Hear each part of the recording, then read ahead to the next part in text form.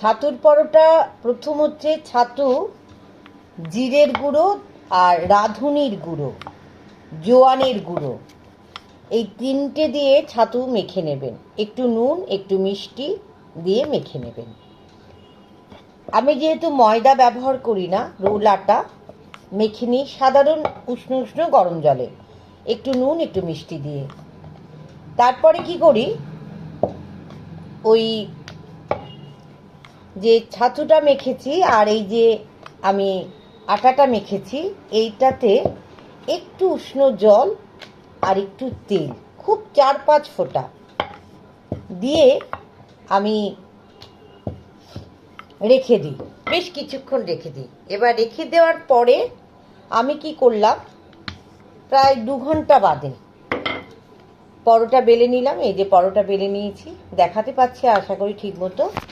এবার এই পরোটা আমি কি করলাম, ফ্রাই প্যানে দিয়ে দিলাম। তবে ফ্রাই প্যানে দেওয়ার আগে আমি কিন্তু চেষ্টা করি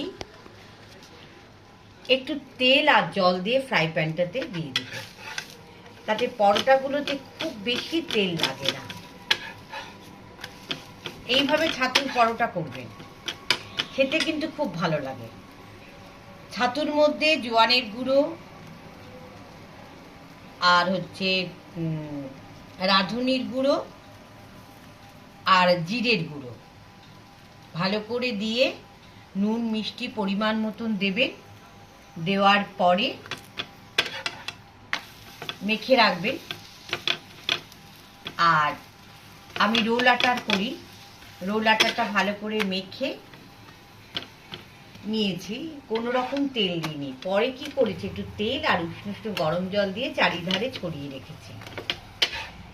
বেলে নিলাম, তাওয়াতে দেওয়ার আগে একটু জল আর একটু তেল ছিটিয়ে দিলাম, তাতে তেল বেশি দিতে হয় না। এইভাবে করে খেতে পারেন, খেতেও সুন্দর হয়, ভালো হয়।